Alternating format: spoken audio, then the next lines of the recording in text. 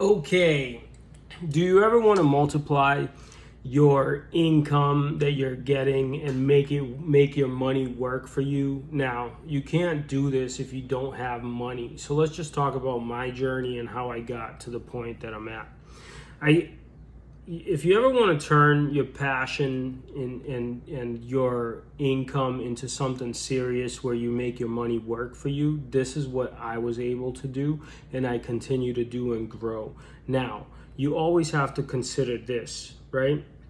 I started out with my real estate business being part-time, meaning I was a barber. I was working very hard, and I would go in between calls. I would take clients out on the weekends. I would try to fit time in and basically grow my income. So number one thing you have to do is either find a good job, get a good job, or go work for a company that pays you really well. For me, that job or that career that potentially changed my future was real estate sales. Now, as my business grew, I started saving money. So that could be your next thing is if you're making money, now you got to stop the spending and save all your money.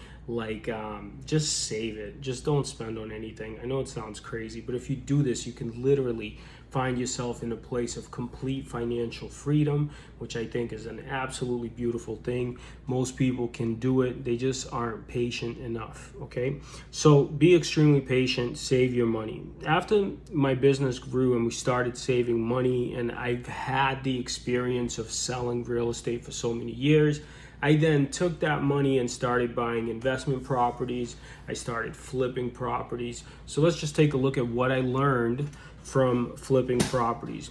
Number one is you have to know your market. You have to know your market. You got to do the research. You got to know what can you get, what are you going to spend, different things like that. For me, I learned the market simply by being in the real estate sales space and constantly working with buyers, working with sellers, working with investors. Eventually, you kind of figure out how things work. So that experience for me was priceless.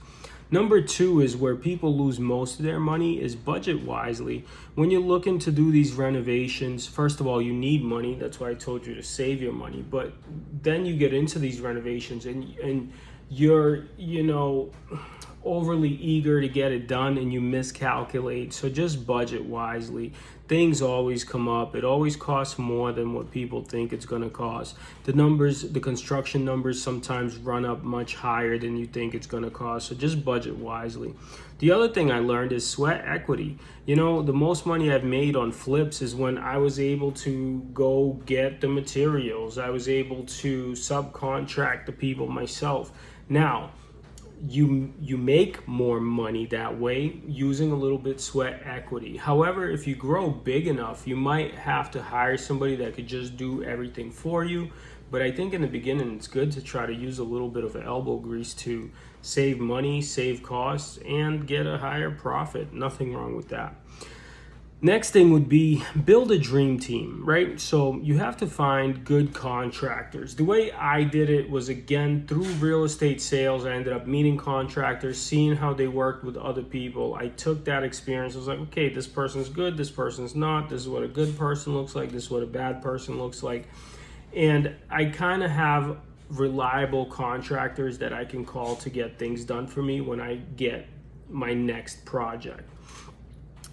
Patience is profit, right? So Rome wasn't built in a day. Neither can you build the successful grand life of investment, real estate, and flips and sales or any business in a day. So you have to be patient.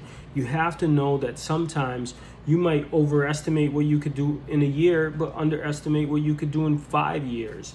Okay, so now I'm flipping properties and loving it. I think I still enjoy sales very much. I love all my clients. Just want to say thank you all for being in my life and for trusting us to help you.